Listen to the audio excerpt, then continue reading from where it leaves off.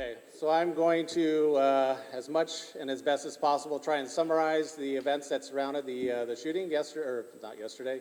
It's been a long day for me. It feels like yesterday, but on Sunday. So around 3:50 p.m., the first 911 calls of a shooting in Peck Park started coming in. That initial phone call was followed by an additional 17 911 calls reporting shooting in Peck Park for a total of 18 separate 911 calls that were coming into our dispatch center at essentially the same time. Many people described the chaotic scene that was unfolding before them. They described people that had been shot and wounded, people that were down on the ground, and some were initially describing that the shooting was continuing as they were calling 911. This led officers to believe that they were confronting an active shooter, something sadly we in this country know too much about.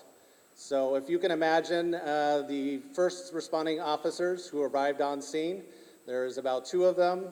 As they show up, there's a crowd of about 500 people that are all running towards them, yelling and screaming, some of them with injuries, blood flowing down their arms and legs, as they are trying to get their sense around the chaos that is happening in front of them.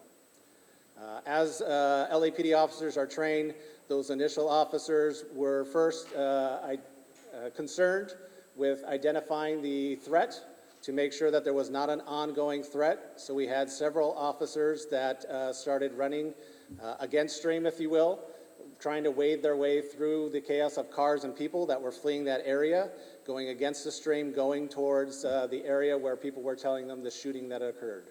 Their initial concern was trying to stop whichever threat was occurring and stop anyone that may be continuing to shoot and injure people in the park.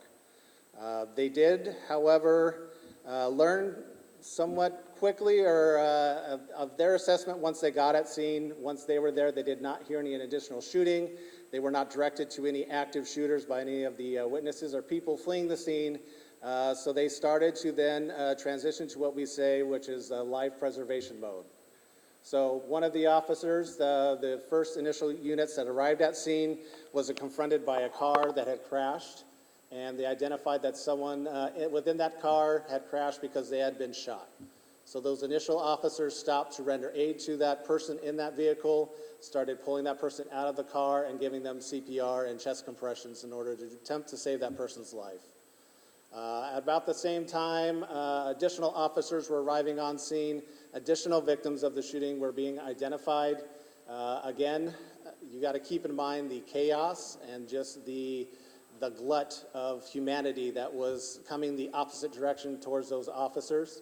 So they started working with our partners, he's on this side, from LAFD to get treatment to these injured victims. So victims that they identified that we call ambulatory, ones that had been shot in the leg or the buttocks or somewhere else that was able to walk, they quickly identified a location where they could send them to, a triage location that Chief Moore is going to talk about in greater detail. But our officers started to render aid to some of the victims of the shooting. And I said earlier that tragically in these incidents, we sometimes see the worst in humanity, but also, as we have commonly seen in these incidents, we also see the best in humanity. So I think some of you have seen some of the images on the news of community members, cops, firefighters, literally working hand in hand, lifting people on stretchers and bringing them to help get them aid. Regular citizens, cops, firefighters, giving CPR, trying to help some of our injured victims in this shooting. As officers were then getting aid to a lot of the people that were injured, their next priority, as per their training, was trying to find scene stabilization. So they then began to work to try and get some sort of sense of calm and bring some stabilization to the incident. So they began working together to try and clear everybody out of the park so that they could continue to do their work, to get medical treatment for the victims, and then transition to our next phase, which was trying to secure the crime scene. Which within this area there were, and I don't want to misquote Captain Gonzalez, but at least 3 significant crime scenes that were spread out over a significant location. So that did take quite a bit of time to secure those areas to make sure that we could preserve that vital piece of evidence so that we could catch the perpetrators of this vicious crime. As officers began to request more and more help, the call went out. The city went on tactical alert, which means all officers that were about to go home were no longer allowed to go home.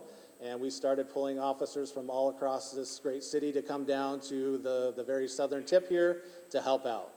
We also leaned on our partners. We had officers or deputies from Los Angeles Sheriff's Department that were helping us. We had people from the park rangers that came and assisted, and our partners from the Port Police sent additional officers. I don't at this time have an exact tally, but from being on scene, I would say it was well over 75 to 100 officers that quickly descended upon the scene to try and get some sense and calm and stabilize this incident.